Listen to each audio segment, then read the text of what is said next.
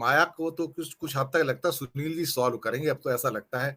तो धनंजय कुमार जी ने तो कहा कि माया की पटकथा मेरे पास नहीं है, तो मैं सुनील जी के पास चलता हूँ, तो पता करता हूँ इस माया की पटकथा किसके पास है।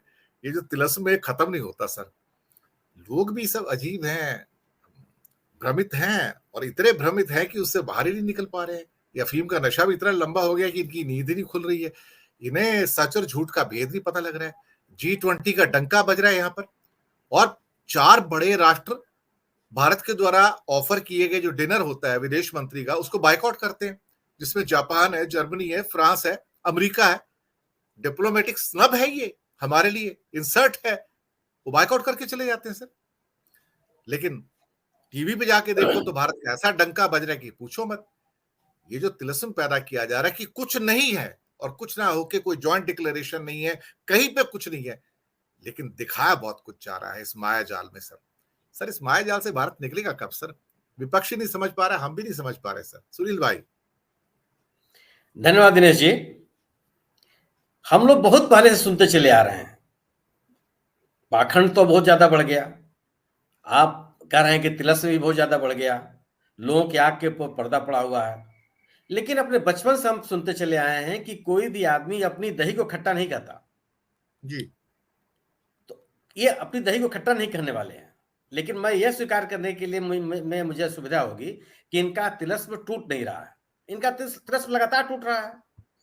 अगर आप इनके आगे अभी जो हाल के 3 विधानसभाओं के चुनाव हुए, आप जिस सरकार को ये गाली देते रहे मेघालय में, जिसके साथ मिलकर के इनके सरकार बनाने की बाध्यता होती चली जा रही है, जनता ने वहां खारिज कर दिया। क्यों नहीं तिलस्म बना पाए? और किस बड़े पैमाने पर उन्होंने प्रचार अभियान चलाया, आपकी जानकारी में है।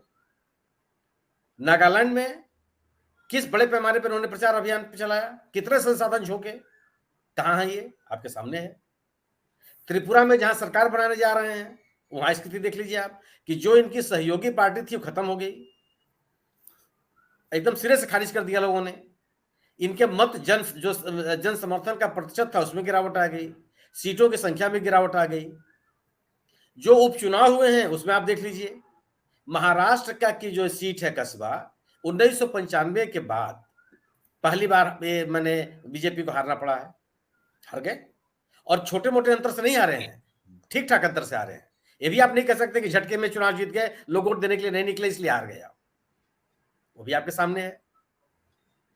बंगाल आपके बगल में है, बंगाल में इन्होंने बहुत अपना तिलस्म फैलाने की कोशिश की, वहां के मुख्यमंत्री को भी अपने साथ पकड़ने की कोशिश कर रहे हैं।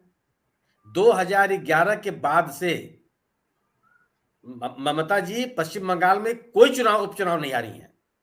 ये पहला उपचुनाव आ रही हैं, और छोटे मोटे मार्जिन से नहीं आ रही हैं, ढंग के मार्जिन से आ रही हैं। ऐसा है नहीं, ये लगता है हमको आपको, हम इनके तिलस्म के भरोसे लोगों ने जन समर्थन नहीं दिया था।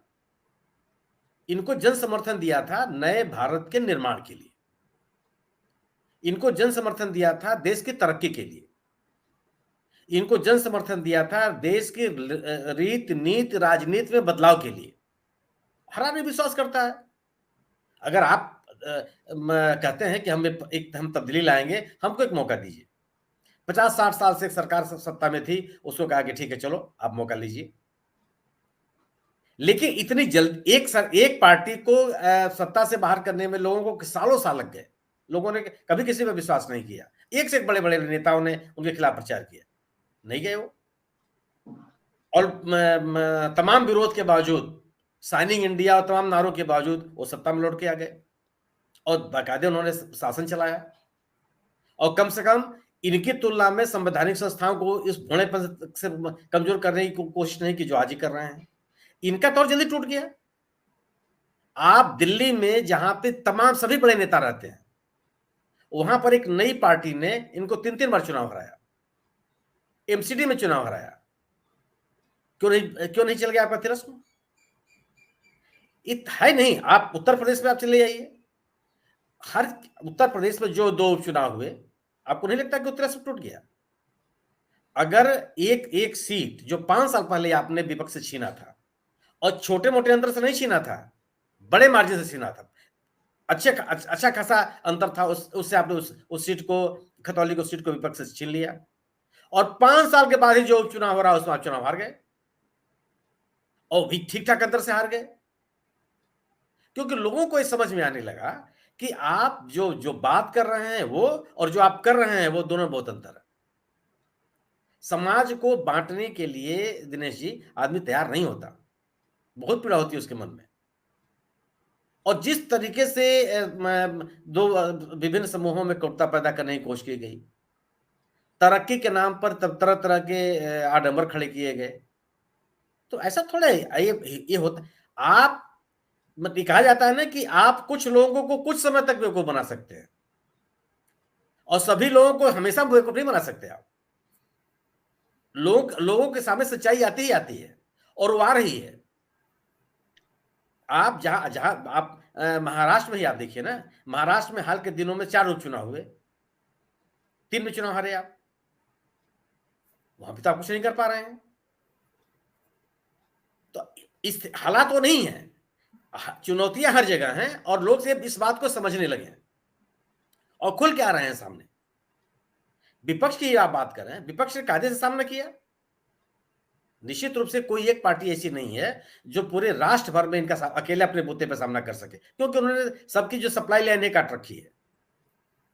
लेकिन कोई ऐसा राज्य नहीं है, कोई ऐसा राज्य नहीं। मैं गुजरात को थोड़ा उसमें अलग रखता हूं कि वहां कोई इतना संगठन के स्तर मजबूत नहीं है। इसके अलावा कोई ऐसा राज्य नहीं है जहां पर विपक्ष का कोई ना कोई पार्टी मजबूती के साथ खिलाफ में खड़ी। आप तमिलनाडु में कहां घुस पाया? तमिलनाडु में एआईडीएमके के माध्यम से आपने घुसने की कोशिश की, क्या दुर्दशा हुई इसी उपचुनाव में? किस बुरी तरह से कांग्रेस ने वहां पर हराया इनको। मतलब ये हालात वो नहीं है। और आप ये मुझे लगता है कि हर व्यक्ति को समाज में सामूहिकता में कभी गलतफहमी नहीं होती है। भीड़ और समूह में फर्क है। भीड़ को आप हाँक सकते हैं, समूह को नहीं हाँक सकते आप।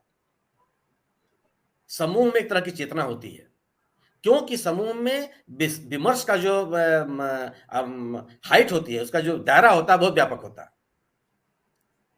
इसलिए आप समूह को आप हाँक नहीं सकते हैं अपने अपने ढर्रे पर। जी।